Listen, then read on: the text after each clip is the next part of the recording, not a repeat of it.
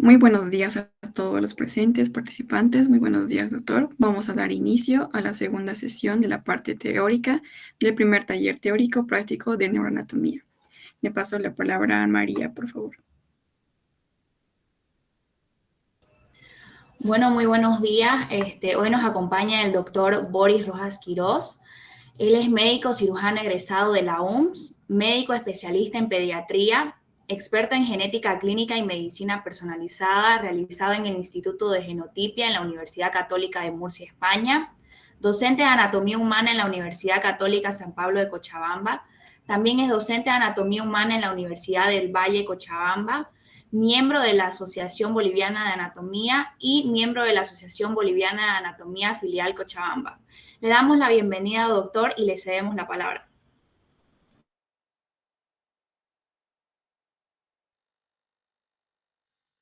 Muy buenos días a todos los presentes y bueno, pues ya ansiosos por comenzar este segundo día de la jornada anátomo-clínico.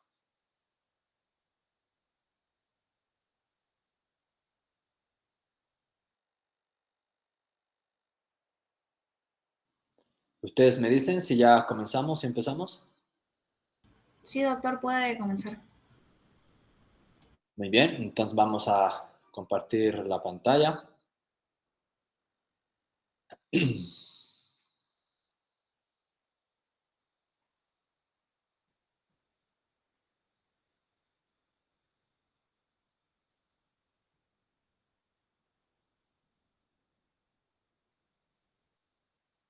¿Se ve la pantalla? Sí, doctor, se ve muy bien.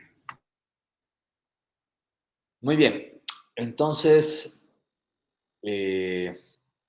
como hacer un leve recordatorio, el primer día de esta jornada habíamos hablado sobre características de introducción y generales sobre el sistema nervioso. Hemos hablado sobre cómo está clasificado el sistema nervioso en un central, en un periférico, cada uno con sus características particulares.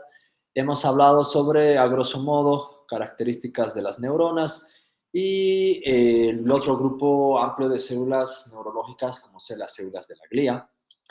Posteriormente hemos hablado sobre la primera parte de la estructuración y organización del cerebro, todo lo que respecta a su configuración interna, lo que son los lóbulos, los surcos, fisuras, circunvoluciones.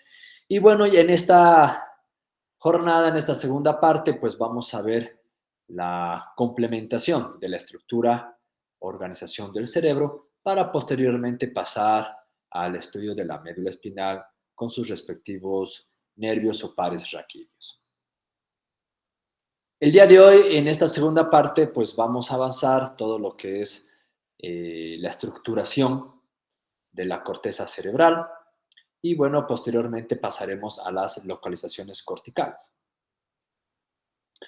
La corteza cerebral es una estructura de sustancia gris, como dice su nombre, se encuentra en la parte periférica formando la corteza del encéfalo y no solamente del encéfalo, sino también de otras estructuras inferiores a este, pero que van a formar no solamente cortezas, sino también forman núcleos. La corteza cerebral es la parte en el cual, según los estudios histológicos, anatomopatológicos también, se ha visto que es la estructura en el cual nosotros nos podemos diferenciar y caracterizar del resto de los seres vertebrados, ¿no? Porque el grosor de esta famosa corteza es fundamental para las características cognitivas que va a tener cada individuo. Se dice más o menos que esta corteza es más gruesa, más o menos de 4 milímetros a nivel del lóbulo frontal y es más delgada a nivel del lóbulo occipital, midiendo unos 2, a veces algunas literaturas dicen 1,5 milímetros de grosor. Se dice que hubo un individuo en el planeta considerado el hombre más inteligente del mundo. Todos lo conocemos, es este famoso científico Albert Einstein, en el cual su corteza cerebral no medía 5 milímetros. o 4 milímetros. Medía entre 6 a 7 milímetros, especialmente en el lóbulo frontal. Algo que se cree que tal vez ese grosor fue el motivo el cual él pues ha realizado ciertas diferenciaciones cognitivas en relación al resto de los seres humanos en esa época, ¿no? Por eso se considera como ser humano más inteligente del mundo. Y otra parte muy interesante, se dice que el ser humano, un ser humano común y corriente, de toda la masa encefálica, de todo el cerebro que nosotros tenemos, solamente utilizamos un 10 a 12%, no más. Se dice que Albert Einstein fue la persona que utilizó más porcentaje de su cerebro, llegando a un 15 a 18%. Algunos dicen hasta 20%. Imagínense si llegáramos a utilizar el 50% de nuestro cerebro. Dicho de otra manera, si nosotros llegáramos a utilizar el 50% de esta famosa corteza cerebral, lo que podríamos hacer, hay científicos ahora actualmente y también dentro del campo de la genética en los cuales dicen que si nosotros pudiéramos utilizar un 60 o incluso 70% de toda nuestra corteza cerebral, podríamos incluso dominar el tiempo. Se cree, se imagina. Pero bueno, eso les digo como comentarios. Esta corteza, entonces, de grosor máximo de 4 milímetros a nivel del polo frontal, pues viéndolo a nivel microscópico, se puede observar que tiene 6 capas. Y cada una de estas capas que ustedes la pueden ver aquí en la imagen, pues tiene sus características. Por ejemplo, la primera capa, que es la capa que está más superficialmente, se denomina la capa molecular. Esta capa molecular se va a caracterizar porque tiene unas pequeñas células granulares, ¿no? En los cuales son neuronas que tienen la función de tener conexiones asociativas con otras áreas vecinas o con otras cortezas adyacentes, ¿no? Por decirlo así. Me acuerdo bien que en la anterior sesión había una pregunta que realizaron al final de la exposición, en el cual me decían dónde se encontraban las neuronas anaxónicas. Y aquí podemos ver la imagen, aquí están las neuronas anaxónicas, estas son, y les había comentado que se encuentran en la primera capa de la corteza y que solamente pues tiene la función de hacer conexiones asociativas, ¿no ven? Bueno, inferiormente a esta capa encontramos la segunda capa llamada la capa de la granulosa externa o capa granular externa. Esta capa se caracteriza porque tiene pequeñas neuronas piramidales y pequeñas neuronas estrelladas, ¿no? Y estas neuronas también van a recibir información de estructuras subcorticales y también van a tener la función de hacer interconexiones con otras áreas vecinas. Inferiormente a esta encontramos la tercera capa, que es la capa piramidal externa, ¿no? Esta capa se caracteriza porque tiene ya neuronas piramidales medianas. También a esta capa se la ha denominado capa piramidal mediana, por la característica de tener este tipo de neuronas. También tiene algunas neuronas estrelladas, también de mediano tamaño. Su función de esta capa tiene la función también de recibir información de estructuras subcorticales y mandar mensaje a otras capas de la misma corteza y también mandar mensaje a núcleos subcorticales. La cuarta capa, que es la capa de la granulosa interna, esta capa se caracteriza porque tiene células estrelladas multipolares y esta capa se caracteriza porque recibe información desde el tálamo, desde los núcleos del tálamo, ¿sí? Las famosas vías o fibras nerviosas, las talamocorticales. Entonces, esta capa es la que recibe toda esta información. La quinta capa, que se dice que es la capa de mayor grosor a nivel del lóbulo frontal, que es la capa piramidal interna, o también la llaman la capa ganglionar. Esta capa piramidal interna se caracteriza porque tiene unas neuronas, las neuronas piramidales gigantes, o también llamadas las neuronas gigantes de Betz. Y tenía también las neuronas granulosas de Martinotti.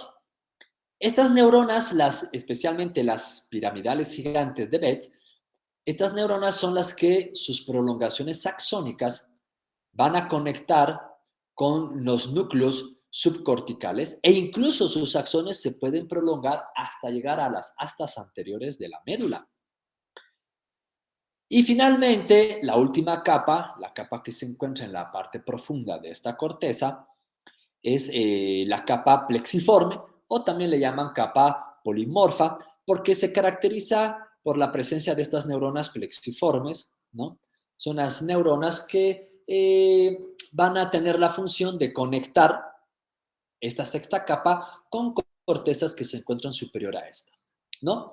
Bueno, obviamente que el grosor de cada una de estas capas va a variar de acuerdo al lóbulo donde se encuentra, ¿no? Por ejemplo, habíamos nombrado que a nivel del lóbulo frontal, pues la quinta capa es la capa de mayor predominio. A nivel de la corteza sensitiva, esta capa, la quinta capa es más delgada, más fina, pero la cuarta capa es más gruesa, ¿no? Entonces va a variar, pero la existencia de las 6 capas es en la mayoría de la corteza. Ojo, no es en todo, es en la mayoría, porque hay partes de la corteza, especialmente en el lóbulo de la ínsula, en los cuales no se ve las 6 capas. Dice que se ve máximo 4 capas de las nombradas, ¿no ven? Bueno, pasamos. Ahora, estas capas se las ha estudiado porque hay ciertas partes o regiones, circunvoluciones del cerebro en el cual tienen una función específica. Esta imagen que ustedes ven aquí en la diapositiva es una imagen de la famosa localización de las áreas corticales de Brodmann, ¿no? En el cual Brodmann ha dividido a toda la corteza en 54 regiones corticales, 54, de las cuales algunas sí son de mucha importancia, pero otras no porque solamente cumplen funciones asociativas, ¿no? Vamos a hacer un leve nombramiento de las áreas corticales principales para luego mostrarles lo que se maneja actualmente, la información actual respecto a estas áreas corticales.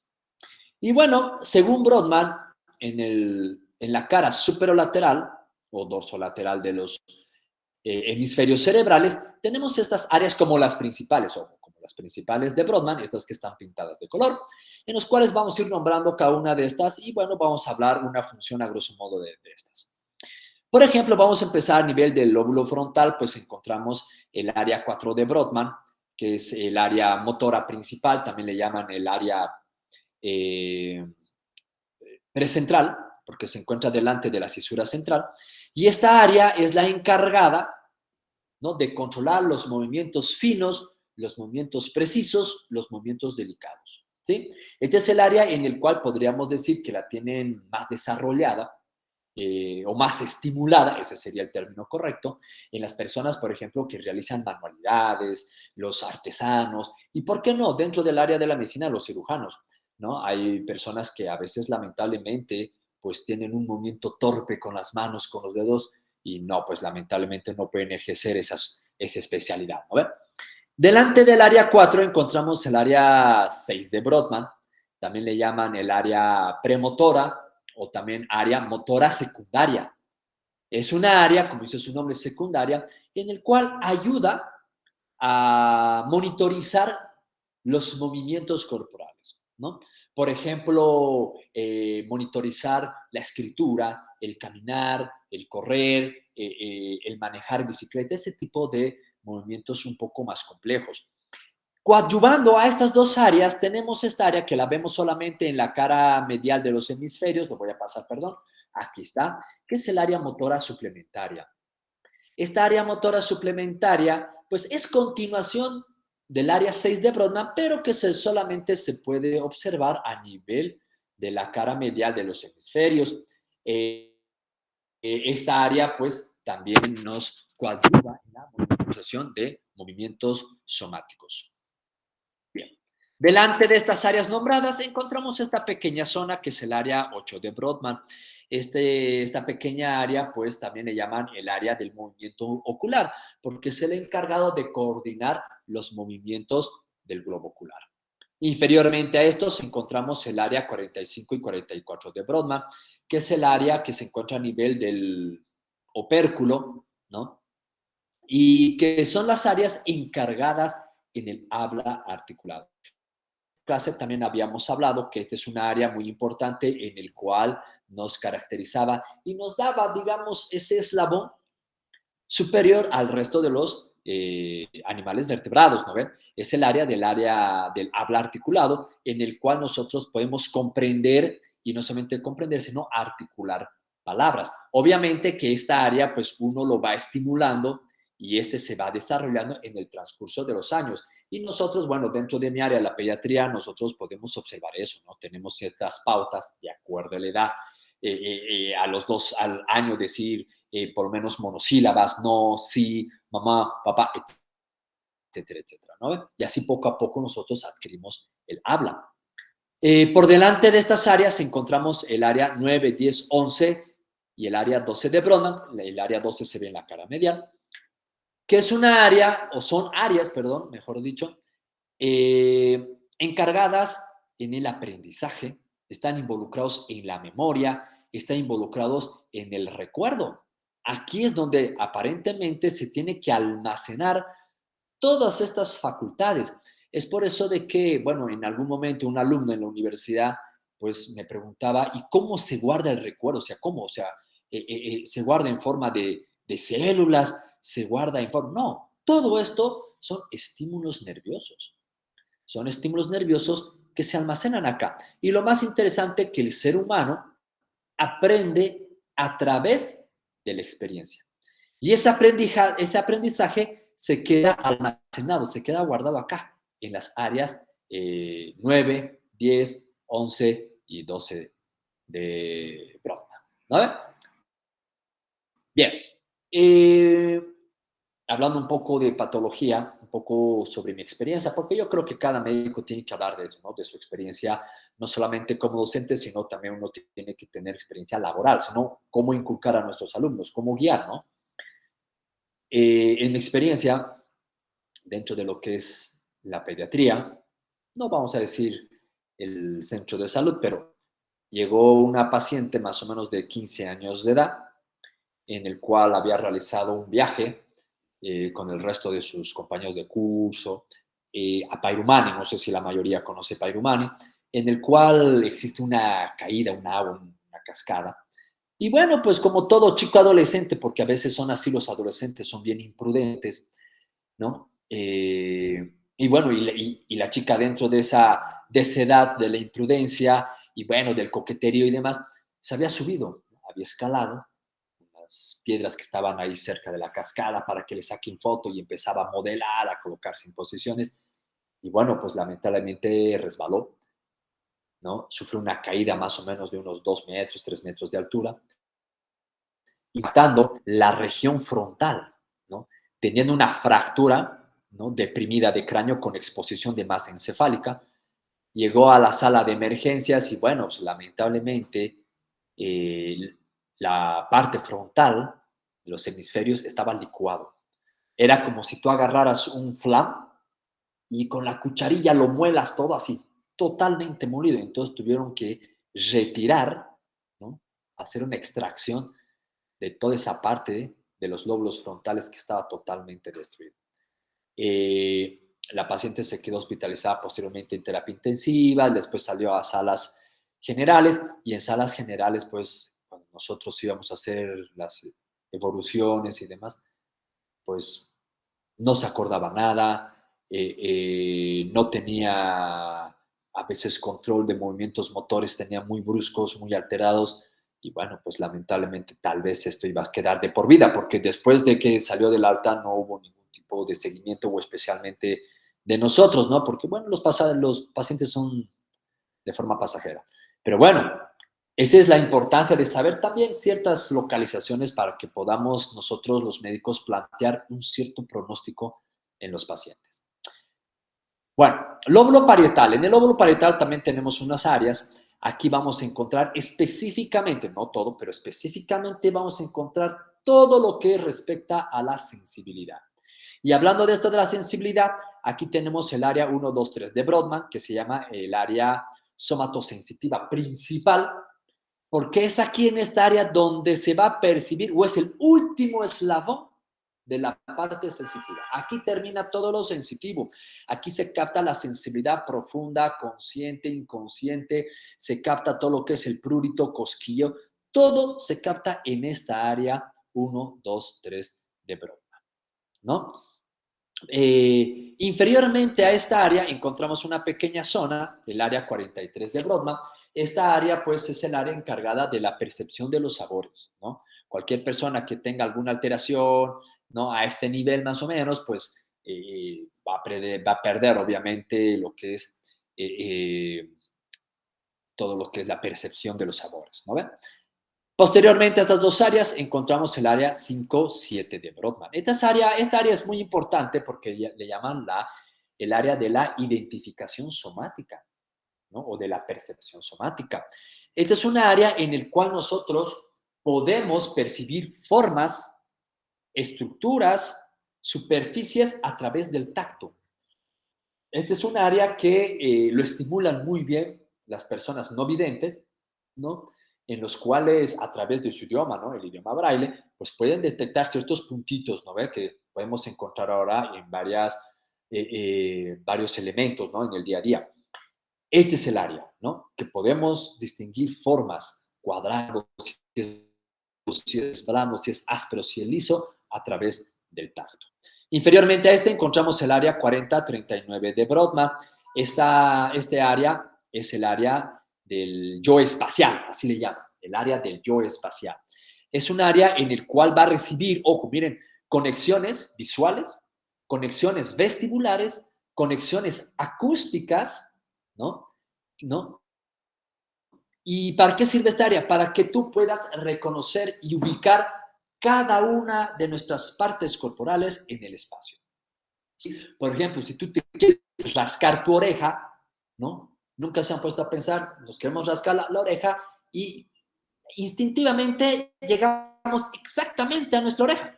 Nunca nos vamos o más allá o nunca nos quedamos cortos, ¿no? Justo llegamos exactamente porque esa es la percepción de ya cada una de nuestras partes, ¿no ve? He visto un solo caso con área interna, me acuerdo bien, en el Vietnam con el doctor Canedo, persona que sufrió un ACV hemorrágico y más o menos a este nivel, en estas áreas, pues tuvo lesión, quedó como secuela. Entonces la persona no podía abotonarse ningún botón. Tú le decías que se agarre la camisa y se pasaba así su mano. O conseguía agarrar la camisa, pero ya no podía abotonar porque no había esa coordinación, no podía. Le decía el doctor, tocate la nariz, ¿no? El clásico ejercicio donde tienes que cerrar los ojos, pero no había ningún tipo de ubicación. Bien, muy cerca de esta área, en la parte inferior de estas y en la parte posterior del área 22, vamos a encontrar un área que se llama el área de Wernicke. Ahora solamente lo voy a nombrar. Cuando acabemos de ver lóbulo temporal, vamos a completar la información. Pero me adelanto, inferiormente al área 40 y 39 y en la parte posterior del área 22, más o menos acá donde estoy colocando el cursor, se va a encontrar el área de Wernicke. Muy bien, vamos para el lóbulo occipital. En el lóbulo occipital tenemos tres áreas importantes, fundamentales, el área 17, 18 de Brodmann. Estas áreas son áreas que están involucradas específicamente en la visión, siendo el área 17 de Brodmann el área principal o primaria de la visión. Es aquí donde donde va a tener conexiones desde las cintillas, desde los tractos ópticos para la percepción de la visión. Aquí es donde se interpreta todo lo visto. Encontramos superiormente el área 18 de Brodmann, o también llamada área paraestriada, ¿no? O el área secundaria de la visión. Es el área en el cual se encarga de coordinar, monitorizar los movimientos de los ojos y fijar la mirada. ¿Sí? Fijar la mirada.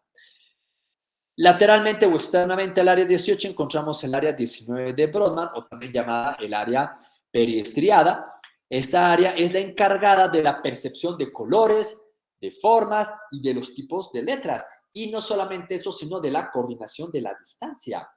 Es por eso que también cuando nosotros realizamos el examen de conducción, ¿no? Para sacar nuestra licencia, pues nos piden una valoración oftalmológica y pues los médicos encargados pues nos hacen este tipo de examen para ver la distancia. Porque si tenemos alterado es frenado que tenemos que hacer. ¿Cómo calcular cuando una persona está pasando o algún perro, ¿no? Callejero que está cruzando, ¿no? Entonces, esta percepción es muy, muy importante. Y esto está muy coordinado con el yo espacial, ¿no?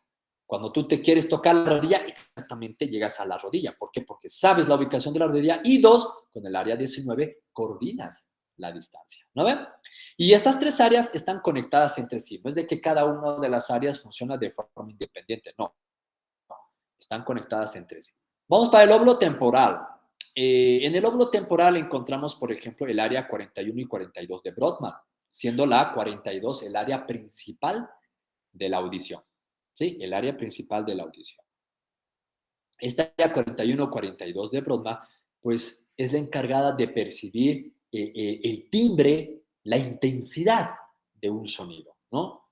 ¿No? El sonido agudo, el sonido grave, ¿no? A veces cuando estamos en cierto lugar y duele nuestro oído, ¿no? Baja el volumen, subir el volumen, aquí es donde se percibe estas percepciones. Por debajo encontramos el área 22 de Brodmann, ¿no? Que es el área secundaria de la audición, que esta área es la encargada de percibir el origen de un sonido, ¿no? Ahí es cuando tú, bueno, el origen y el tipo de sonido. Si tú escuchas un sonido, es la bocina de un auto, está pasando un avión, están tocando guitarra. Ahí es donde tú percibes estos, ¿no? Obviamente estas tres áreas pues están nuevamente conectadas entre sí para funcionar como un todo, ¿no? Como uno solo. En la parte posterior del área 22 de Brodmann encontramos acá el área de Wernicke. Esta área es muy importante, que juntamente con el área 45 y 44 de Brodmann, también llamado el área de Broca, estos tres dice que son los que nos van a dar la particularidad, ¿no? Toda nuestra característica cognitiva superior en relación al resto de los animales. ¿Por qué? Porque esta área de Wernicke es la encargada de interpretar el habla articulado, entender lo que nos están hablando. Ordenamiento de los pensamientos, del ordenamiento de las palabras para luego nosotros pronunciarlas, para luego nosotros hablar. Por ejemplo, yo ahorita en esta exposición estoy ordenando mis ideas en la cabeza y las palabras que tengo que utilizar para poder expresarlas a todos ustedes, ¿no? Este es el área. Bueno, sabemos nosotros en el día a día que a veces hay personas que no lo tienen en esta área, pues, por decirlo así, en sus cabales, ¿no? A veces cualquier problema y no, ¿qué pasa? Y empiezan a discutir y te dicen todo su repertorio, ¿no? Bueno, lamentablemente hay de todo en la viña del Señor. Pero esta área de Wernicke, vuelvo a repetir, la encargada de interpretar, incluso, ojo, no solamente de interpretar, sino de analizar lo que te están diciendo, ¿no? Hay personas a veces que en su vocablo te estarán faltando el respeto, te están halagando, una serie de cosas que también se puede decir, ¿no? Y es encargada de ordenar, analizar las palabras, lo que vas a decir, para luego pronunciarlas, ¿no? Interesante el área. Y bueno, tenemos otra área, el área 28 de Brodmann, que no está en esta imagen, en esta diapositiva. A ver, creo que aquí está. Sí, aquí está. El área 28 de Brodmann, miren aquí en la parte inferior, que se encuentra justo en el gancho, cerca del gancho del uncus temporal, es el área de la olfacción. ¿Sí? Es el área de la olfacción. Aquí es donde se van a percibir los olores, ¿no? Las percepciones de esta gama amplia de olores, si es olor desagradable, olor rico, etcétera, etcétera. ¿No ven? Muy bien. Y posteriormente a esta área de 28 de Brodmann, en la parte del lóbulo temporooccipital, vamos a encontrar el área del reconocimiento facial. Es un área bien interesante en el cual dice que ahí se va a grabar todas las imágenes faciales que tú has podido percibir. Ahí se graba. Es por eso que en algún momento cuando tú estás caminando en la calle y ves a alguien, ¿dónde viste esta cara? ¿Dónde es? ¿Dónde es? O sea, está ahí grabado, tal vez no te acuerdes su nombre y demás características, pero esa cara ya está grabada, ya está grabado ahí, ¿no? Eso, hasta te pones a hablar con él, ¿no? Hola, hola, y sigues hablando. ¿Dónde le he visto? ¿Dónde le he visto? ¿No? Bueno, esas son las áreas principales de Brodmann. Pero miren lo más interesante. Estas áreas, gracias a estas áreas, hubo un médico, un doctor danés, Rasmussen, en el cual hizo este famoso homúnculo. Este es el homúnculo motor y aquí está el homúnculo sensitivo. ¿Qué significa esto del homúnculo motor? ¿No? Para que entendamos la diapositiva, esto que estoy trazando con el cursor es la corteza cerebral. ¿Sí? Aquí está la cisura lateral de Silvio, lóbulo de la ínsula, toda la cara supralateral de los hemisferios, cara medial, incisura interhemisférica, todo. Bueno, se dice, según este autor, y que sí está muy aceptado por los médicos, por los neurólogos, neurocirujanos, que la cantidad de neuronas, en este caso motoras, en las diferentes áreas, varía de acuerdo a los músculos en los cuales van a actuar. Por ejemplo, miren aquí en la imagen, miren, aquí pintado de color verde, con una mano en la parte superior y la mano dibujada de forma muy grande. Y miren aquí el piecito está más chiquito. ¿Por qué esto? Porque se dice que se necesita mayor cantidad de neuronas motoras para poder realizar todos los movimientos amplios que tiene la mano. Presión, o sea, imagínense todos los movimientos que uno puede realizar con la mano. En cambio, con el pie, en los cuales nuestros movimientos son muy limitados, no se necesitan muchas neuronas. Por eso es que lo ha dibujado de forma pequeña y miren su extensión es corta. Miren la pierna, el muslo, el tórax, el tronco, miren, tan pequeño. Miren la cara sí, tiene una cantidad importante, esto por la cantidad de músculos faciales, expresiones que realizamos, músculos masticadores. Miren aquí abajo otras estructuras. Entonces, este es el homúnculo de Rasmussen y eso significa. Y lo mismo ha hecho un homúnculo sensitivo, en el cual parte de la misma teoría, que mayor cantidad de neuronas en aquellas regiones donde tenemos mayor percepción sensitiva. Aquí está, miren, la mano, ¿no? En el cual nosotros podemos detectar formas, texturas y demás. Lo mismo la cara, que es una parte muy sensitiva. Miren, aquí está la lengua, aquí está el resto del tronco y miren, incluso los genitales tienen una parte muy importante, ¿no? Bien, ahora, en la actualidad, esto es lo que se habla, miren. En la actualidad ya no se habla mucho de las áreas corticales. ¿Por qué? Porque dice que el cerebro no es que se comporta con áreas totalmente aisladas y que yo solamente capto sensibilidad y no hago esto. No, sino dice que el cerebro funciona en un todo. Y solamente nos hablan de ciertas áreas importantes, no todo. Por ejemplo, vean aquí en la imagen de la mano derecha, solamente nos hablan una área motora primaria, área somática primaria, una secundaria, una motora secundaria. Un área visual, aquí está la auditiva, pare de contar. No hay más. No hay más. El resto de las áreas, miren, aquí está de color rosado, ¿qué le llaman? Área de asociación prefrontal, área de asociación parieto-occipito temporal, ¿no? ¿Qué quiere decir estas áreas de asociación? Que estas áreas, las principales motoras y sensitivas, con sus respectivas áreas secundarias, si yo quiero, por ejemplo, agarrar un lapicero, aquí está un lapicero. Si yo quiero agarrar un lapicero,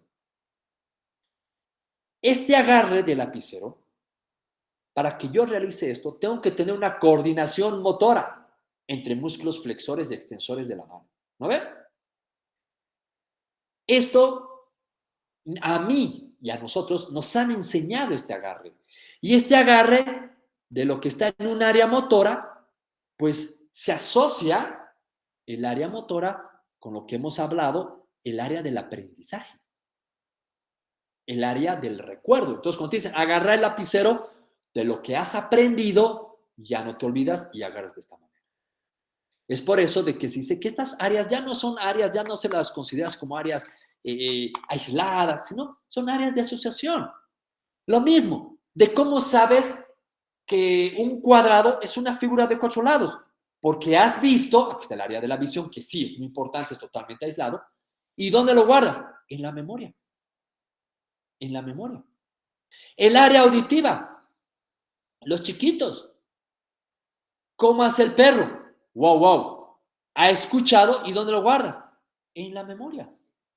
Por lo tanto, es que ya no se habla de áreas así de que este es el área 9-10 de Brodmann y solamente para aprender, ya no. Sino área motora, sensitiva, visual, auditiva y el resto son áreas asociativas, áreas de asociación.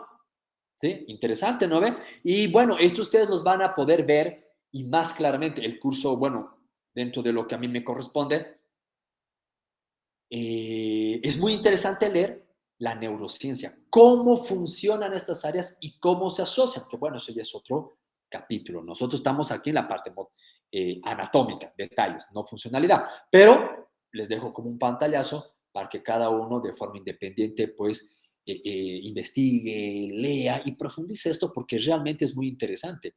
Al final les voy a contar una experiencia que he tenido y realmente me ha quedado impresionado. Tal vez ustedes sepan la existencia de esto. Yo no soy neurocirujano, pero cuando vi me quedé impresionado. Bueno, vamos a entrar al otro acápite que es la médula espinal y nervios espinales, que es otra parte del sistema nervioso central, pero fundamental, la médula espinal, y bueno, su contribución de la médula al sistema nervioso periférico a través de sus nervios espinales. ¿No ven? Vamos a hablar primero sobre la anatomía de la médula espinal. La médula espinal se dice que es un tubo, es como un tubo alargado, ¿no? De color, según en el vivo o en el cadáver, pues en el vivo dice que es un grisáceo, color grisáceo, en el cadáver grisáceo parduzco o blanco nacarado, también le llaman algunas literaturas, de más o menos 45 o 43 centímetros de longitud aproximadamente. Esto de las medidas es relativo, ¿sí? Esto es relativo. No hay que agarrarse de las medidas así en un pantallazo fijo, no. Esto es relativo, ¿no? Varía obviamente del tamaño de una persona a persona, ¿no? Imagínense una persona que mida 50 centímetros y le vas a colocar una médula de 43, es imposible, no va a entrar, será su médula más pequeña, 33, 32 centímetros, ¿no? Una persona de 2 metros 20 tendrá su médula de 50, 60 centímetros. Siempre es variable, pero la mayoría se dice que casi en el 70, 75% de las personas, pues, cumple esos requisitos, 45 centímetros en el varón, 43 centímetros en la mujer. Tiene un peso aproximado juntamente con sus envolturas, con sus meninges, de 28 gramos. Esta médula espinal, dentro de lo que es su configuración externa, nosotros podemos observar aquí en la diapositiva que presenta 2 engrosamientos, ¿no? Un engrosamiento superior, también llamado braquial, y otro engrosamiento inferior, también llamado lumbar. El engrosamiento superior o braquial se extiende más o menos desde C4 hasta T2, más o menos, y va a ser justo el lugar por donde van a emerger las raíces para formar el plexo braquial.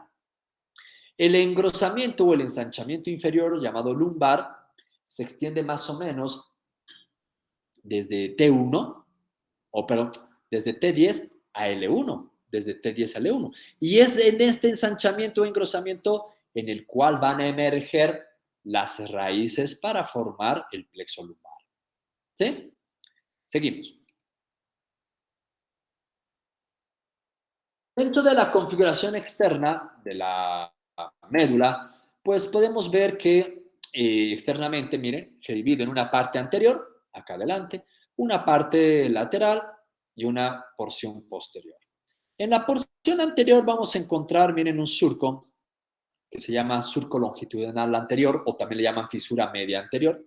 Es un surco profundo en el cual va a estar relacionado con la arteria vertebral anterior. Lateralmente a este surco encontramos unos cordones, aquí donde estoy colocando el cursor, que son los cordones anteriores de la médula. Lateralmente a estos cordones encontramos este surco en el cual está esta línea discontinua que se llama el surco anterolateral de la médula. Este surco es poco visible, pero uno se puede ubicar más o menos dónde se va a encontrar este surco, porque justo a nivel de este surco van a salir estas raicillas aquí de color rojo, que son las raíces motoras de los nervios raquídeos. ¿No ven? Bien. Posteriormente, ¿qué encontramos? En la parte posterior vamos a encontrar otro surco, miren, menos profundo, ¿no? Que se llama el surco longitudinal posterior. Lateralmente a este surco encontramos unos cordones, ¿no? Que son los cordones posteriores de la médula. Todo esto, cordones posteriores de la médula. Lateralmente a estos cordones encontramos aquí otro surco, que es el surco posterolateral de la médula. Este surco posterolateral va a ser el lugar de llegada de las fibras sensitivas de los nervios raquídeos, ¿no? Ahora, una diferenciación entre los detalles anatómicos de la parte posterior y anterior es que los cordones posteriores de la médula presentan a la vez otro surco acá, que se llama el surco intermedio posterior de la médula. Este surco intermedio posterior de la médula divide a los cordones posteriores en dos. Uno, dos. Una parte medial, que antiguamente se le llamaba haz de Gol, ahora le llaman delgado o grácil, y uno lateral, que es el haz de Burrage, o también llamado haz cuneiforme. ¿Sí? Muy bien. Entre el surco anterolateral de la médula y el surco posterolateral de la médula, encontramos aquí lo que son los cordones laterales de la médula. ¿Sí? Cordones laterales de la médula. Muy bien. Seguimos. Dentro de lo que es su configuración interna de la médula espinal, sabemos bien que tiene pues una sustancia gris, una sustancia blanca.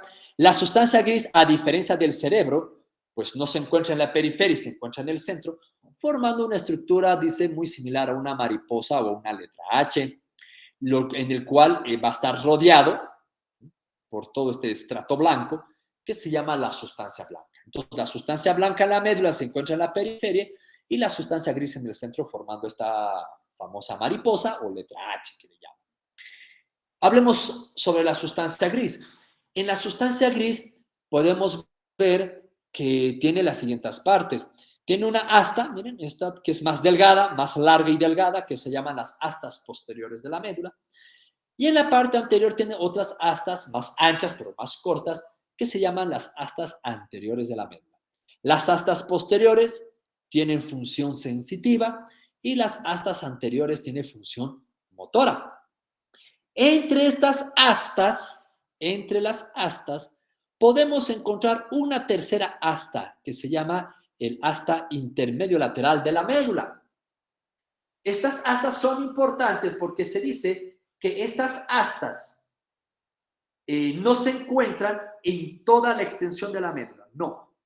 Vamos a poder observarlo, dice, desde T1 hasta L3, estas astas laterales. Y estas astas laterales desde T1 hasta L3 tienen función simpática. Función simpática. Luego, nuevamente se pierde. Y vuelve a aparecer estas astas laterales en S2, S3 y S4.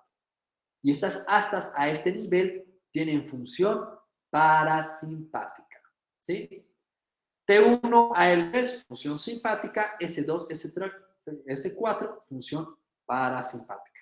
Hay un libro, por ejemplo, Latarjet, en el cual también lo incluye al S1 como perteneciente de asta lateral de función parasimpática. ¿Ya? Esto como comentario. En el centro de esta sustancia gris encontramos un conducto que es un conducto embrionario que se llama conducto del epéndimo, que a partir de los 40 años, pues este conducto va a tener pequeñas obliteraciones en todo su trayecto. Su contenido de este conducto es líquido cefalorraquídeo. En el interior de esta sustancia gris, las neuronas de esta sustancia gris, que hay neuronas cordonales y neuronas radiculares aquí en su interior, estas neuronas se organizan de tal manera que van a formar núcleos, como ustedes ven acá. Hay núcleos, miren, en las astas posteriores, núcleos en las astas anteriores e incluso hay núcleos en las astas intermedio-laterales. ¿No ven? Vamos a ver cada uno de estos núcleos. Primero, los núcleos de las astas anteriores. En los núcleos de las astas anteriores encontramos dos. Primero, el núcleo medial de las astas anteriores. Es un núcleo que se ve en toda la médula espinal y este núcleo es el encargado de controlar todos los movimientos, ¿no? De la parte posterior, del cuello y del tronco. El núcleo lateral de las astas anteriores es el núcleo encargado de controlar todos los movimientos de la parte anterolateral del tronco y del cuello y de las extremidades superiores y de las extremidades inferiores. ¿Sí? Bien. Vamos a ver los núcleos de las astas posteriores. Estos núcleos son de características sensitivas.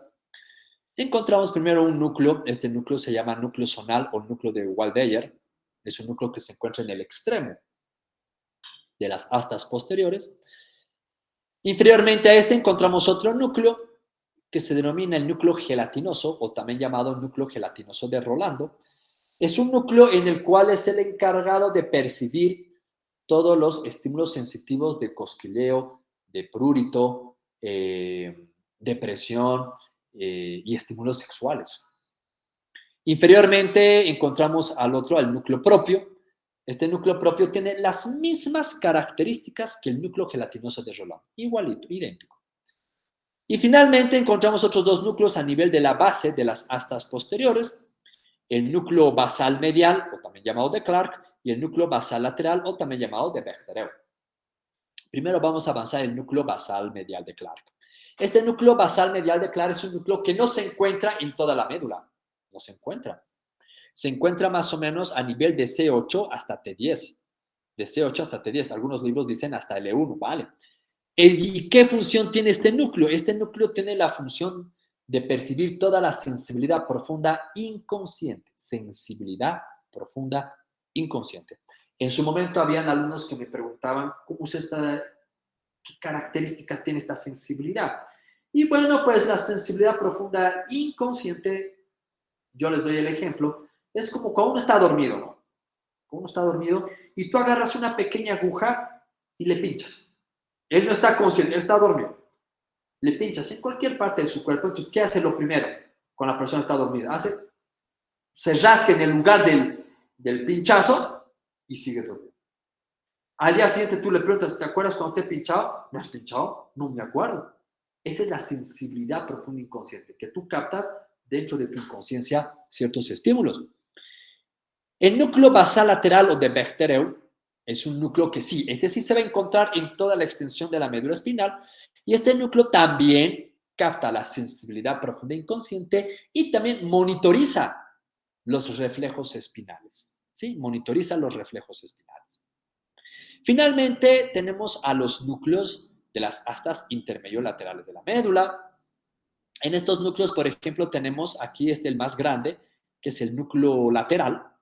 Este núcleo lateral, pues, desde T1 hasta L3 tiene función simpática y en S2, S3, S4 tiene función parasimpática. ¿Cuál es su función de este núcleo? Pues la función de este núcleo es la de dar inervación a vísceras, ¿no? Empezando desde el tórax, pulmones, corazón, estómago, etcétera, etcétera, ¿no? A las vísceras. Medialmente encontramos el núcleo medial. Este núcleo medial, miren, es bien interesante. Está ahí, pero la mayoría de los libros no saben para qué. Todavía su función es discutida. Muchos dicen que realiza la misma función que el núcleo lateral. Otros lo dejan en incógnito. Esta estructuración de los núcleos no es muy aceptado por los neurólogos y neurocirujanos. Para nosotros los anatomistas, pues, está ideal. Pero lo que los neurólogos y los neurocirujanos reconocen es la laminación. Miren, laminación de la sustancia gris de la médula, que quiere decir dividirlos por láminas, no por núcleos, por láminas. Por ejemplo, la lámina 1 corresponde al núcleo zonal o o de Lissauer. El núcleo 2 dice que corresponde al núcleo gelatinoso de Rolando. El núcleo 3 dice corresponde a una parte del núcleo propio. Lámina 4 corresponde totalmente al núcleo propio. Lámina 5 dice una zona muy delgada donde hay neuronas asociativas. Lámina 6 corresponde a núcleos basal medial, basal lateral. Lámina 7 corresponde a toda la parte de la comisura gris, especialmente los núcleos simpáticos parasimpáticos. Lámina 8 corresponde al núcleo medial de las astas anteriores. Lámina 9 al núcleo lateral de las astas anteriores. Y la lámina 10 a toda la sustancia periacueductal, toda la sustancia gris que se encuentra alrededor del conducto del epéndimo. ¿Sí? Entonces, esta es la laminación que más o menos los neurólogos, pues sí, lo reconocen y lo utilizan el día a día. Vamos a ver la sustancia blanca de la médula espinal. En la sustancia blanca de la médula espinal, pues, obviamente, viendo aquí la diapositiva, uno se asusta, ¿no? Pero no, es sencillo y bien bonito e interesante, en el cual la sustancia blanca de la médula espinal está dividido por cordones, ¿no ve? Están los cordones anteriores, los cordones laterales, los cordones posteriores.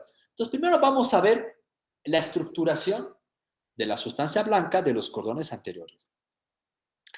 En los cordones anteriores, pues nosotros vamos a observar, en primera oportunidad, unos haces. Hay haces que van a ascender, o sea, que tienen función sensitiva, y otros haces que le llegan a la médula, función motora. Haces ascendentes, haces descendentes. ¿Cuáles son los haces ascendentes del cordón anterior? El primer haz ascendente del cordón anterior es el haz espinotalámico anterior. Este haz espinotalámico anterior, pues lleva toda la información táctil consciente de cosquilleo, de prurito, de prensión, incluso termoalgésico, ¿sí? También de vibración. ¿Dónde termina este haz? Termina en el núcleo ventral posterolateral del tálamo. Ahí termina, ¿sí? Vamos a ver, ese es el único haz ascendente. Vamos a ver los haces descendentes. Entre los haces descendentes tenemos el haz piramidal directo. Este haz piramidal directo pues nace desde la corteza motora del cerebro y este haz piramidal directo es el encargado de controlar todos los movimientos somáticos, ¿sí? Todos los movimientos somáticos de precisión, delicados y demás. Otro haz son estos, son dos, el haz vestíbulo espinal medial y el haz vestíbulo espinal lateral, estos dos. Ya lo dice su nombre, son haces que vienen de los núcleos vestibulares, ¿sí? Son haces que vienen de los núcleos vestibulares y terminan en la médula espinal. Estos haces tienen la función de controlar el tono muscular y el equilibrio, por eso viene de la parte vestibular, porque ahí está el equilibrio. Entonces controlan el tono muscular y el equilibrio. Otro haz es el haz retículo espinal medial. Este haz retículo espinal medial nace de la sustancia reticular del puente, ¿sí? Nace de la sustancia reticular del puente, desciende y este haz tiene fibras excitadoras y es un haz motor extrapiramidal. Finalmente tenemos el haz, este que tenemos acá, el haz tectoespinal. Este haz nace de los tubérculos cuadrigéminos del mesencéfalo, ¿sí? Los haces que vienen de los tubérculos cuadrigéminos superiores va a tener función motora, especialmente del movimiento de los ojos, de la cabeza y del cuello. Los haces que vienen de los colículos inferiores o posteriores, también llamados, van a tener función auditiva refleja, ¿sí? Función auditiva refleja. Bien, nada más. Vamos a estudiar ahora los haces que existen en el cordón lateral. Va a tener un haz ascendente, que es el haz espinotalámico lateral, este haz de acá. Este haz espinotalámico lateral es el encargado de percibir, ¿no?, las sensaciones dolorosas, musculares, osteoarticulares, ¿no?, la tensión de los tendones, ¿no? De la postura. Ese es el haz que capta esto. Donde termina igual en el núcleo posterolateral o posterolateral del tálamo. Otros haces ascendentes son estos de color verde, que es el haz espinocerebeloso dorsal directo o de Flessing y el haz espinocerebeloso ventral cruzado o de Bowers. Estos haces espinocerebelosos, ¿no? Cuando ascienden, terminan en la corteza paleocerebelosa. ¿Sí? Terminan en la corteza paleocerebelosa. El espinocerebeloso dorsal va a tener la función de controlar todo lo que es el tono muscular, la tensión de los tendones o articulares, de la parte inferior del tronco y de las extremidades inferiores. El ventral directo, o también llamado de Bowers, este espinocerebeloso también termina en la corteza paleocerebelosa y es un haz que también nos ayuda en la coordinación y monitorización de los reflejos espinales. ¿Sí? De los reflejos espinales. Vamos a los haces descendentes. En los haces descendentes tenemos este más grande, este casi redondeado, que es el haz piramidal cruzado. Este haz piramidal cruzado tiene la misma función que el haz piramidal directo. Lo único que los diferencia es que el haz piramidal cruzado tiene menor cantidad de o mayor cantidad de fibras que el haz piramidal directo. Nada más. Luego tiene la misma función. Luego tenemos este otro chiquitito que es el haz rubroespinal. Este rubroespinal nace del núcleo rojo del mesencéfalo y tiene función motora extrapiramidal. ¿Sí? Luego tenemos el haz retículoespinal. Este haz retículoespinal nace de la sustancia reticular del bulbo. Es un haz motor extrapiramidal, pero tiene función inhibitoria. ¿Sí? Función inhibitoria. Y finalmente, este otro haz, que es el haz olivoespinal, es un haz que nace de la oliva vulvar y tiene función motora extrapiramidal. Vamos para los cordones posteriores. Con esto ya terminamos su médula. Tenemos dos haces, el haz grácilo delgado, también llamado haz de Gol, y el haz cuneiforme de Burgard, ¿no? Estos haces son encargados de llevar información sensitiva, ¿no? Toda la sensibilidad profunda, consciente, vibratoria, táctil, cosquilleo, sexual, prurito, de dolor, toda esta sensibilidad es captada por estos haces. ¿Y estos haces dónde terminan? Terminan en el núcleo de Gol, o perdón, en el núcleo de Gracil y en el núcleo cuneiforme, también llamado núcleo de Gol, núcleo de Burgard. ¿Dónde se encuentran estos núcleos? Se encuentran en el bulbo, en la cara posterior del bulbo. Y de ahí luego salen sus fibras que terminan en el núcleo ventral posterolateral del tálamo. ¿Sí? Bien. Esa es la organización aproximada de la sustancia blanca de la médula espinal. Ahora, a partir de esta médula es que van a nacer los famosos nervios raquídeos que aquí tenemos en la imagen. Miren, aquí está la médula espinal, su sustancia gris, miren, astas anteriores, astas posteriores, comisura gris. Y miren, pues, estos nervios raquídeos, o también llamados pares raquídeos, que son el número de 31 a 33, dependiendo de la literatura también, siempre nacen a partir de dos raíces. Una raíz motora anterior y una raíz sensitiva posterior. Estas dos raíces emergen de la médula espinal y casi a nivel del agujero intervertebral, estas dos raíces se fusionan. Y cuando se fusionan, forman un ganglio que se denomina el ganglio espinal o ganglio raquídeo. ¿Sí? Aquí vamos a ver en esta diapositiva, miren, aquí está el ganglio espinal o ganglio raquídeo. Y a partir de este ganglio, ya que está formado el nervio, siempre todos los pares espinales o raquídeos tienen dos ramas, como está aquí en la diapositiva. Una rama posterior que se dirige hacia el dorso y una rama anterior más gruesa, más ancha. ¿Sí? Vamos a ver la rama posterior. Las ramas posteriores de los nervios espinales siempre es más delgado, ¿sí? Más fino. ¿Por qué? Porque no son muchas las estructuras que tienen que inervar, ¿no? Son solamente el dorso del tronco y pare de contar. Por eso es que son delgados.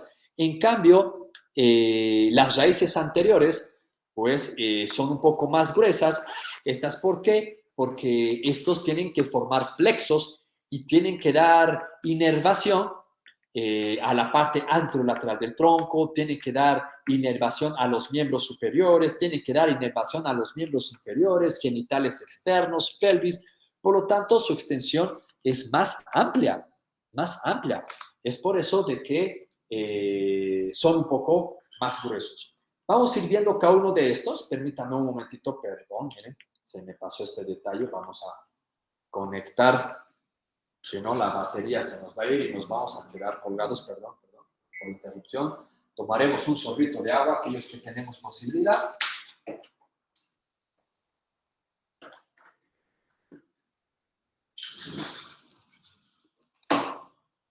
Muy bien, ahora sí continuamos. Vamos a estudiar primero las ramas posteriores de estos nervios espinales o nervios raquídeos. Bueno, aquí tenemos en la imagen, aquí están todos los nervios espinales, todos los nervios raquídeos. Son pequeños filetes nerviosos y como ustedes pueden ver, miren, desde el cuello hasta la parte inferior del tronco, miren, van a dar tanto inervación cutánea como también van a dar inervación muscular, ¿no ve? Cada uno de estos filetes nerviosos, especialmente los sensitivos, van a inervar una parte específica de la piel, específico. Puede haber uno que otro solapamiento, pero para fines teóricos, cada nervio, miren, cada nervio tiene un segmento que inervar. A cada segmento de estos nervios se lo ha denominado dermotoma, ¿sí? Dermotoma. Cada pedacito de piel es un dermotoma, ¿sí? Por ejemplo, se dice que T4 más o menos va a ser el dermotoma que va a dar inervación a nivel de la tetilla en el hombre, en el pezón en la mujer. T10 más o menos se va a encontrar a nivel de la cicatriz umbilical y así sucesivamente, ¿no ven? Entonces, cada uno va a dar inervación a un segmento específico de la piel que se llama dermotoma. Como también hay un nervio, a veces nervios, que van a ir específicamente a un músculo. Eso se llama miotoma. Entonces, hay dermotomas y hay miotomas. Estas raíces posteriores, según la mayoría de los libros de anatomía, dicen que son tan simples que no forman plexos. Pero aquí yo les pongo esta diapositiva. Miren, estas son los ramos posteriores de los nervios espinales cervicales. C1, C2, C3, C4 y así sucesivamente. ¿Por qué pongo esto? Porque miren, aquí hay un comportamiento muy específico. Miren, aquí está el ramo posterior de C1. Este ramo posterior de C1, también llamado nervio suboccipital, se encuentra por debajo del occipital, por eso adquiere su nombre. Va a emerger por este triángulo, que es el triángulo suboccipital, o antiguamente lo llamaban triángulo vertebral, porque por ahí va a pasar la arteria vertebral. Emerge y va a dar inervación a los músculos de la región, al recto posterior menor, recto posterior mayor, oblicuo superior, oblicuo inferior de la cabeza. Y bueno, pare de contar, ahí termina. Por debajo de este encontramos el nervio occipital mayor. Miren, se denomina así porque es el nervio de mayor grosor a este nivel. Este nervio emerge por debajo del oblicuo inferior, pasa por detrás del músculo trapecio, miren, lo atraviesa al músculo trapecio y va a dar inervación a toda la parte de la región de la nuca. Inferiormente a este tenemos el tercer nervio occipital, ¿no? El tercer occipital, nervio más delgado que el occipital mayor. Miren, emerge, asciende igual por la parte posteromedial del trapecio, lo perfora el trapecio y va a dar inervación a la parte medial de la región de la nuca. ¿Por qué estoy especificando esto? Porque miren que entre C1 hay comunicación con C2, miren. Y de C2 hay comunicación con C3. De C3 a C4 ya no. Ya son independientes. Como en la diapositiva anterior, miren, cada dermatoma, cada nervio por su lado. Pero aquí en el cuello no. Por lo tanto, hay autores, como por ejemplo nuestro famoso autor Rouvier, en el cual dice que aquí estos tres nervios forman un plexo. El plexo cervical posterior. Y yo comparto la idea, porque miren cómo se comunican entre ellos. Plexo cervical posterior. Pero actualmente los libros ahora Kate Moore, que muchas universidades les gusta utilizar, otros la tarjetan, no lo consideran así. Dicen que no, no es plexo. Pero bueno, yo los dejo a criterio de ustedes. Para mí, personalmente, es un plexo porque hay comunicación. Bueno, nada más respecto a los ramos posteriores. Son simples y sencillos. Vamos para los ramos anteriores. Los ramos anteriores sí, ya son más complejos porque hemos dicho que tienen que ir inervando una extensión más amplia. Por lo tanto, llegan a formar plexos nerviosos. Y en esta imagen, primero vamos a encontrar, aquí está pintado de color verde, lo que es el plexo cervical.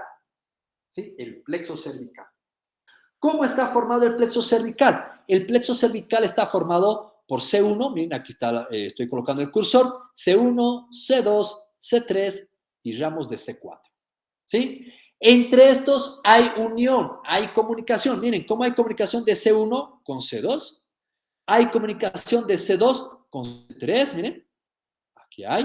De C3 con C4, miren. Hay comunicación. Esa conexión, C1 con C2, C2 con C3, C3 con C4, ese es el plexo cervical. Nada más. Así de simple. Ese es el plexo cervical. A estas conexiones les han llamado asas. Por ejemplo, la comunicación entre C1 y C2 la han llamado como la asa del Atlas. Entre C2 y C3, asa del Axis. Entre C3 y C4 le llaman tercera asa cervical. Así la llaman. Listo. Ese es el plexo cervical. Que a veces, pues, en la universidad, pucha, le tienen cuco a estos famosos plexos, pero miren, son siempre tan sencillos. Estos plexos, este plexo en principal, el cervical, tiene ramas. Tiene ramas colaterales y las ramas colaterales se dividen en dos grupos. Hay ramas colaterales superficiales o también llamadas cutáneas, ya nos dice su nombre, si es superficial va a ir a la piel, y va a tener ramos profundos musculares, a la profundidad hacia los músculos. Hablaremos de sus ramos superficiales cutáneos. Aquí tenemos en la diapositiva, miren, estos son los ramos superficiales. Y el primer ramo superficial es este que estoy colocando aquí el cursor, que es el nervio transverso del cuello. Transverso del cuello. Es un nervio que nace más o menos entre C1 y C2, emerge por el borde posterior del esternocleidomastoideo, pasa por su cara anterior y se va a distribuir en toda la piel, ojo, es superficial, se va a distribuir en toda la piel de la parte anterior del cuello. ¿Sí? Bien. Superiormente a este encontramos otro nervio acá que lo llaman el nervio auricular mayor. Nervio auricular mayor, sale igual entre C2 y C3 o C1 y C2, asciende, nace del borde posterior del esternocleidomastoideo, asciende por la cara anterior de este músculo y va a terminar dando inervación a la parte posterior del pabellón auricular, parte de la piel del pabellón auricular y parte de la piel de la región parotidia. Otro ramo superficial cutáneo, este que tenemos acá, que es el nervio occipital menor.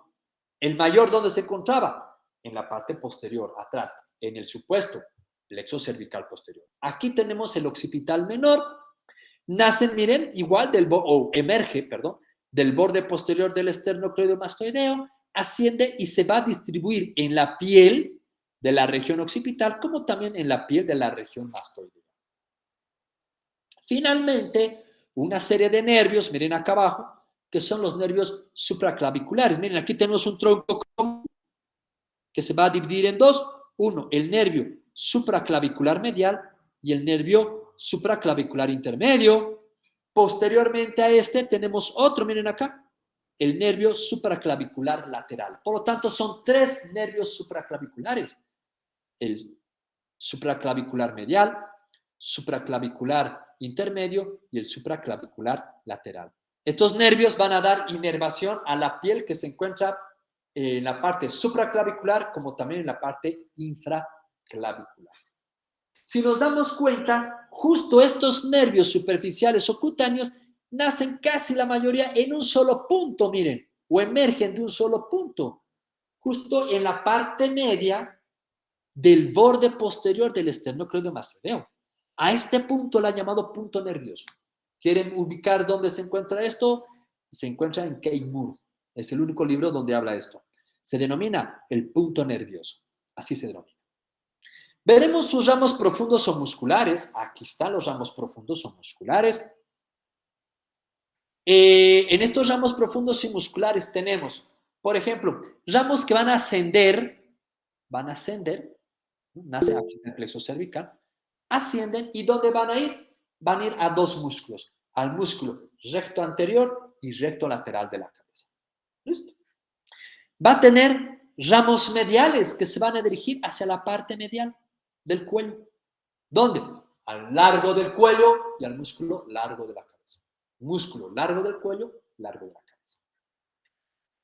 Luego también, aquí tenemos la imagen, si es que se puede apreciar bien, miren, acá hay una asa, ¿sí? Que antiguamente le llamaban asa del hipogloso, entre comillas.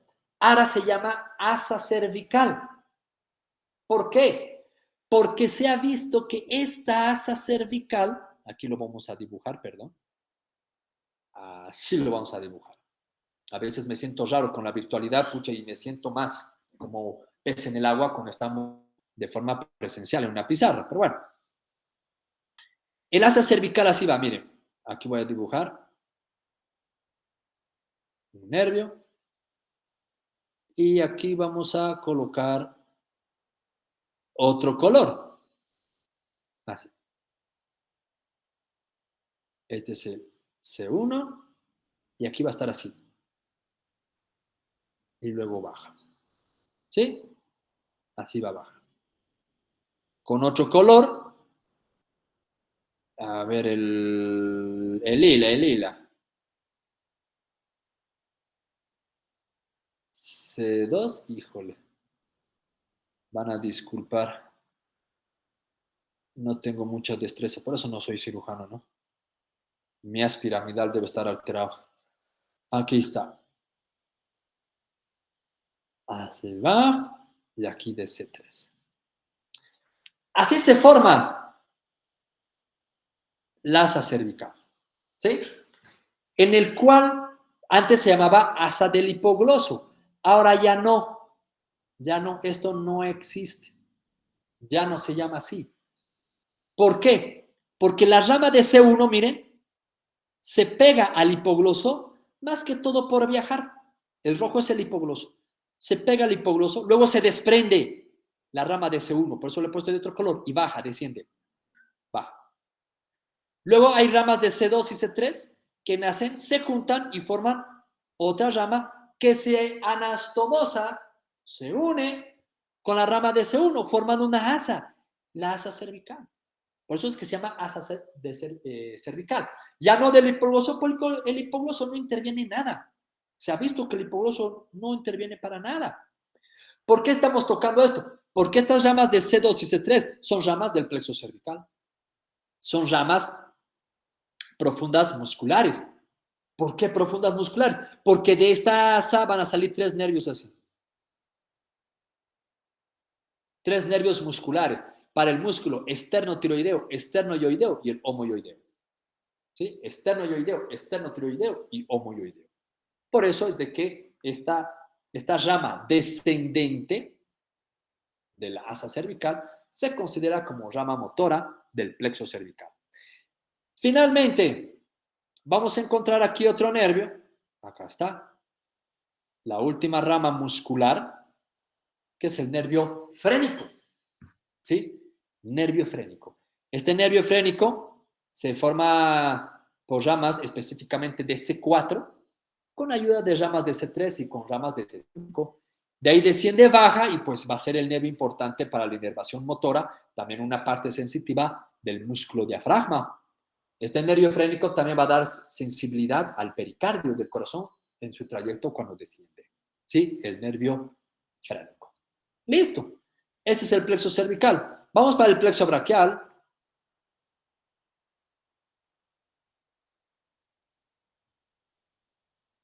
Pero quiero... A ver, ahí está. Mejor, ¿no? Pero está muy lento. Mejor lo vamos a retirar.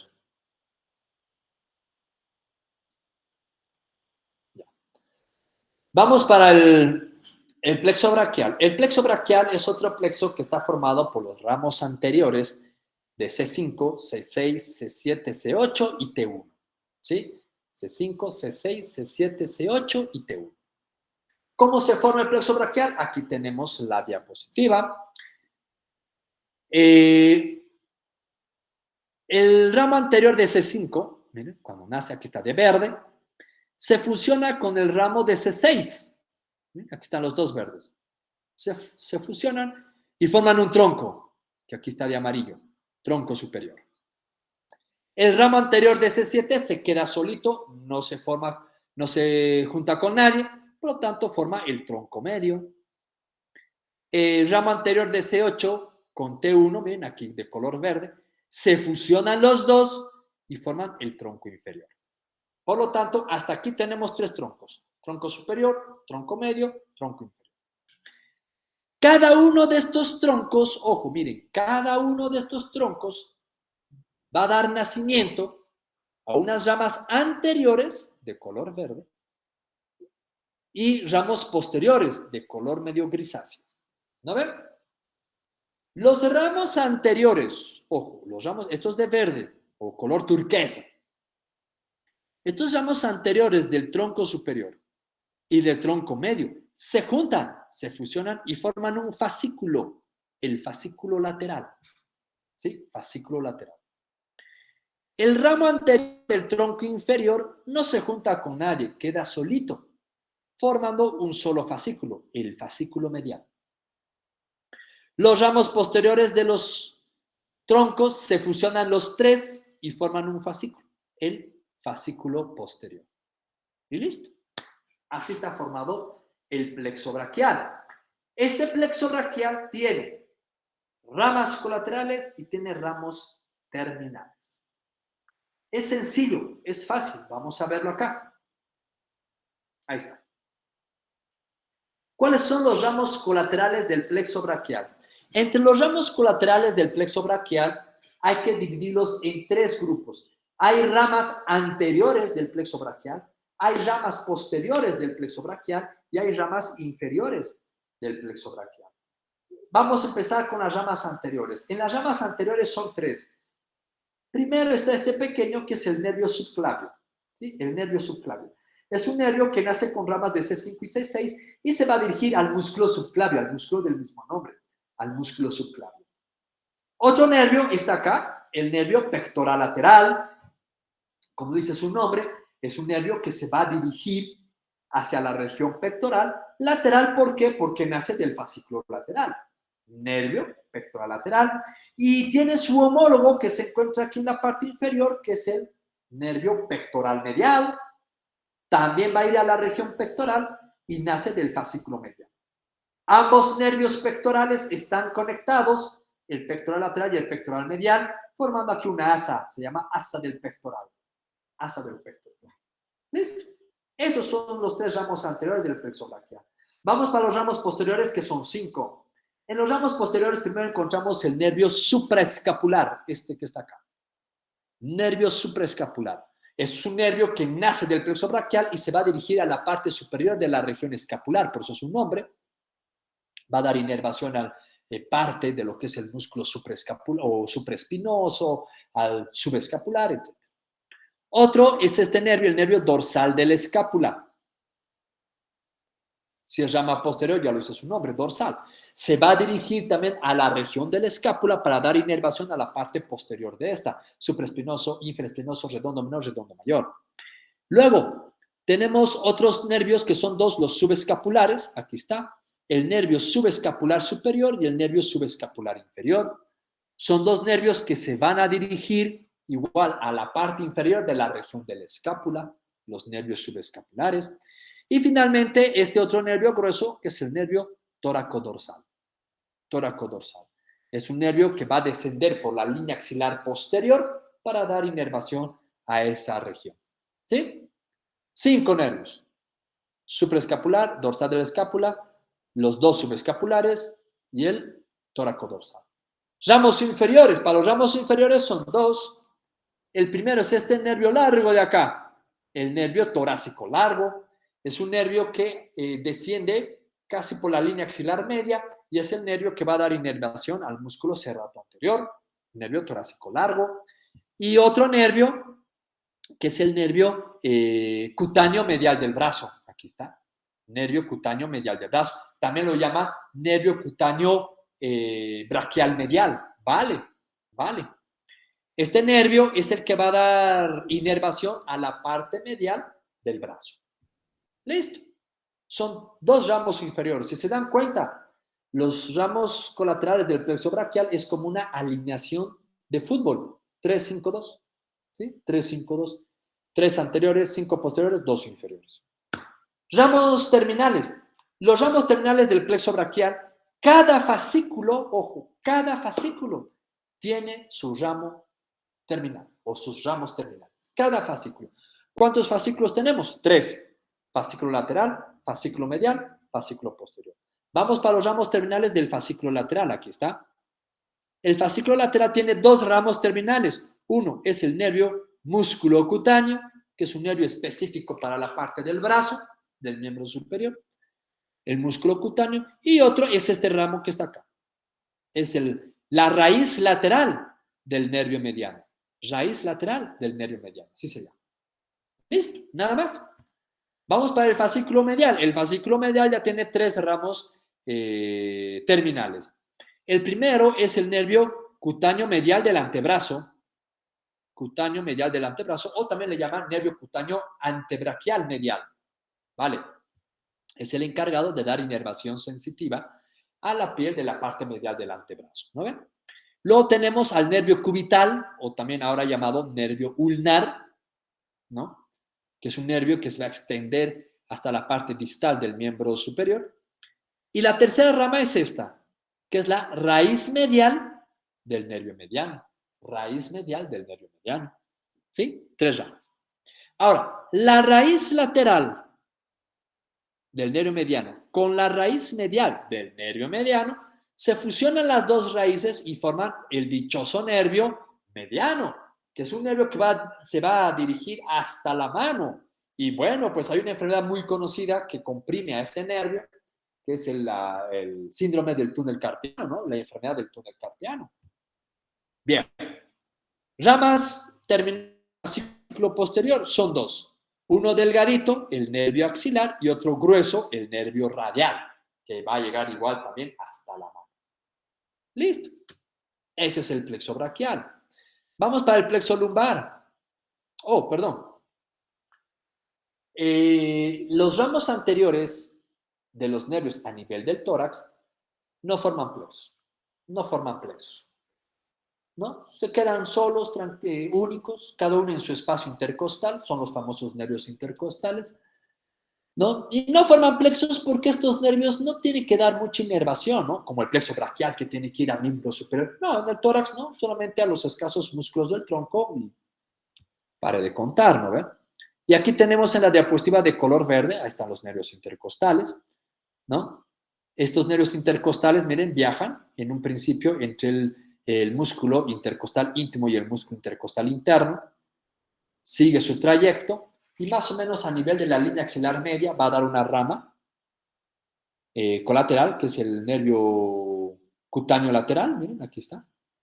Luego sigue su trayecto, posteriormente se va a encontrar en la parte anterior de los espacios intercostales, donde va a dar otra rama colateral, que es el nervio cutáneo anterior, ¿no? Entre estos también ramas colaterales tenemos a bien pequeños ramitos, que son ramos musculares, que se van a dirigir hacia los músculos intercostales. Plexo lumbar. El plexo lumbar es un plexo que se encuentra formado por L1, L2, L3 y L4, con alguna ayuda de T12 y alguna ayuda de L5, pero fundamentalmente L1, L2, L3, L4. Los ramos anteriores de estos nervios, miren, van informando unos nervios importantes a través de conexiones. Por ejemplo, el L1, después que nace, se bifurca en 2 y forma el nervio hipogástrico y el nervio ilioinguinal. ¿Sí? Nervio iliohipogástrico ilioinguinal. Ya lo dice su nombre, iliohipogástrico, ¿a dónde va a ir? A la parte inferior del abdomen y a la parte de la región ilíaca. Y lo inguinal, ¿a dónde va a ir? Hacia el conducto inguinal y a la parte ilíaca. Luego, con ayuda de ramos de L1 y L2, se forma el nervio genitofemoral.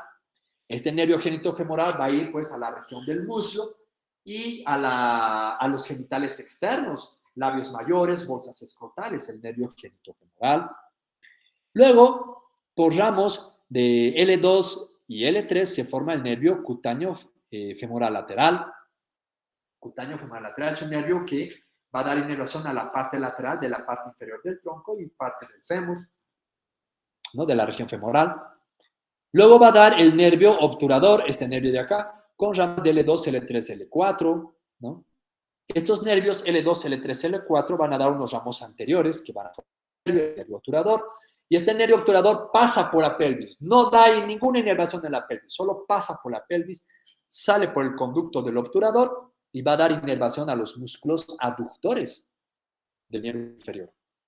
En algunos casos puede existir un nervio accesorio, que es inconstante, que es el nervio obturador accesorio, que se forma por ramos de L3 y L4. A veces hay, a veces no hay. Luego, L2, L3 y L4 va a dar otros ramos posteriores que se fusionan, bien que aquí está con sombreado. Bien, ramas posteriores de L2, L3, L4 se fusionan y forman el nervio femoral, que es el nervio de mayor grosor del plexo lumbar.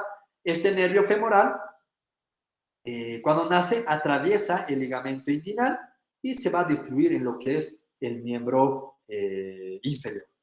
Estas ramas que acabo de nombrar son ramas terminales del plexo lumbar. Ramas terminales del plexo lumbar. Tiene sus ramas colaterales este plexo. Y entre sus ramas colaterales son pequeños ramos, como aquí está el ejemplo, miren. Son pequeños ramos que lo llaman ramos musculares, solamente ramos musculares, que se van a dirigir a los músculos de la región, psoas mayor, cuadrado lumbar, psoas menor, músculo ilíaco, músculos de la región. ¿Ya? Aquí hay una, no sé si llamarlo rama, pero que se lo considera del plexo lumbar, que es, miren, es este famoso tronco, que está formado por ramas de L4 y L5, que es el famoso tronco lumbosacro. Es un tronco, no da ninguna rama, no va a inervar piel, no va a inervar músculo, nada, es un tronco. El tronco lumbosacro, formado por L4 y L5, y dicen que es parte de este plexo lumbar. Plexo sacro. Aquí está el plexo sacro. El plexo sacro es un plexo que se encuentra en las paredes laterales de la pelvis. Está formado por S1, S2, S3. Ojo. S1, S2, S3, con ayuda de L5 y, bueno, también ayuda de S4, pero fundamentalmente S1, S2, S3. ¿Por qué digo ayuda de L5? Porque, miren, L4 y L5 se juntaban y formaban este tronco, el tronco lumbosacro. Por lo tanto, este tronco lumbosacro del plexo lumbar que habíamos nombrado, ¿cuál es su utilidad? Ayuda en la formación del plexo sacro. Entonces, podríamos decir que el plexo sacro está formado por S1, S2, S3 y el tronco lumbosacro. Luego, ya que está conformado este plexo, pues este plexo sacro tiene sus ramas colaterales y rama terminal. Entre las ramas colaterales tenemos primero acá esta rama, que es el nervio glúteo superior. Nervio glúteo superior que va a salir de la pelvis por el agujero ciático mayor y se va a dirigir hacia la región glútea para la inervación de esta región. Inferiormente a este encontramos el nervio glúteo inferior, que también sale por el agujero ciático mayor y va a dar inervación también, ayuda en la inervación de la región glútea. Luego tenemos este, que es el nervio para el músculo piriforme. El nervio del músculo piriforme, ya lo dice su nombre, pues va a ser un nervio que se va a dirigir específicamente a ese músculo que se encuentra en la parte posterior de la cavidad pélvica, al músculo piriforme. Luego tenemos este otro nervio más largo, miren, que es el nervio cutáneo femoral posterior. Este nervio cutáneo femoral posterior pues va a ser el encargado de dar inervación a la parte inferior de la región glútea y posterior del muslo. Luego tenemos este otro nervio, que es el nervio para el músculo cuadrado femoral y para el gemelo inferior. Así se llama. Nervio para el músculo cuadrado femoral y para el gemelo inferior. ¿Dónde va a ir? a estos músculos, al músculo cuadrado femoral y al gemelo inferior. Tenemos este otro que es el nervio para el músculo obturador, ¿no? Para el músculo obturador y para el gemelo superior. Nervio para el músculo obturador interno y para el gemelo superior. Va a ir a estos músculos, al músculo obturador interno y al gemelo superior. La última rama de este plexo sacro es este otro nervio, que es el nervio cutáneo perforante. Nervio cutáneo perforante, un pequeño ramo delgado que, ojo, que algunas literaturas dicen que es inconstante. Ahora, hay también literaturas que dicen que aparte del plexo sacro, se forma un plexo adicional, que es el famoso plexo pudendo. Otros libros dicen no, el pudendo es parte del sacro, del plexo sacro. Otros lo toman por separado. Y miren, aquí lo tenemos.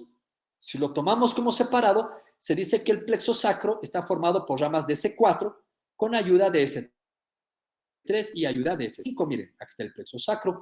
¿Y cuál es su rama de este plexo sacro? O perdón, del plexo pudendo. ¿Cuáles son sus ramas de este plexo pudendo? Pues el nervio pudendo. Y este nervio pudendo es muy importante porque es el nervio que va a dar inervación a los músculos del periné y a todos los genitales externos. Por eso su importancia. En el varón es muy importante porque este nervio pudendo interviene en la erección y en la eyaculación. Pero bueno, vuelvo a repetir, algunos libros lo toman como plexo aparte. ¿Cuál es la rama terminal del plexo sacro? Volviendo al plexo sacro. La rama terminal es este nervio grueso, que es el nervio más ancho y de mayor diámetro en todo el cuerpo humano, que es el famoso nervio ciático. Esa es la rama terminal del plexo sacro, el nervio ciático. El nervio encargado que va a ir a inervar todo el miembro o la mayoría del miembro inferior. Finalmente, el último plexo que vamos a ver en la parte inferior, el plexo coccigio.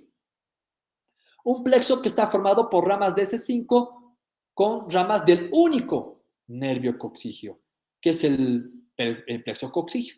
Este plexo pequeño, miren aquí está, va a dar una sola rama, que lo llaman el nervio anococcigio o también lo llaman el nervio anal, ¿no? Que va a dar inervación, pues, como dice su nombre, a la parte de la región del ano. Listo. Eso es todo en lo que respecta a la segunda parte de cerebro y, bueno, médula espinal con sus respectivos pares raquídeos. No sé si existiese alguna pregunta.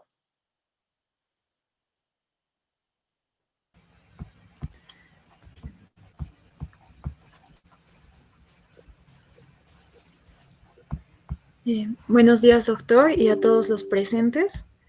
Mi nombre es Alejandra Maldonado, soy estudiante de la Universidad de Aquino, Bolivia.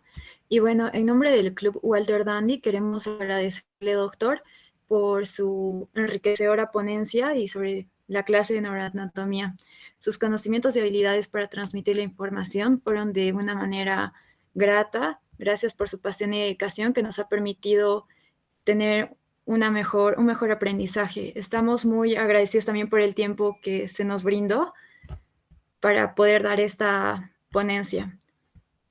Bueno, gracias, doctor, y vamos a pasar a la ronda de preguntas.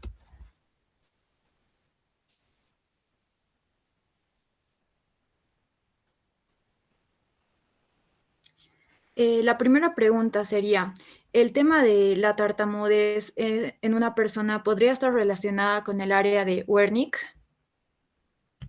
Sí, correcto. Miren, el tartamudeo, que es más frecuente en el sexo masculino que en el sexo femenino, dice que está muy relacionado con los niños que han nacido con circular de cordón.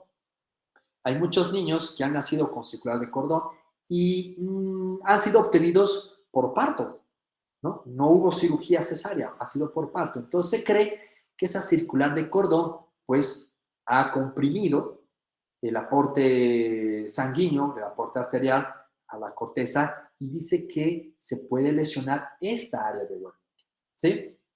Pero no tanto una lesión, sino más o menos una desorganización. Esa es la palabra, una desorganización.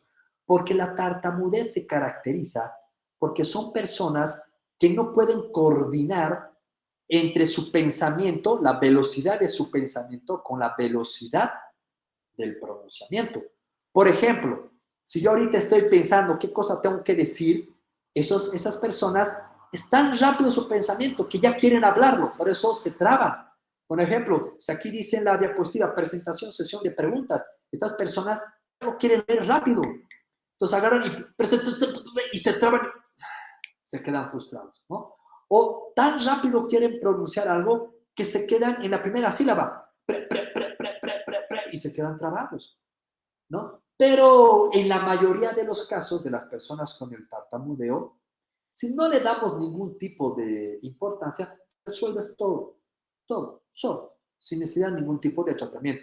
Pero sí, hay casos en los cuales el tartamudeo se ha mantenido hasta edades adultas. Hay casos, hay. Pero gracias a Dios la mayoría se ha resuelto. Y sí, está comprobado que, bueno, algunos dicen lesión, otros dicen alteración, ¿no? Que ocurre justo a nivel del área de Wernicke. Está bien, muchas gracias, doctor. Tal vez alguien más que tenga alguna pregunta lo pueden dejar en el chat, por favor.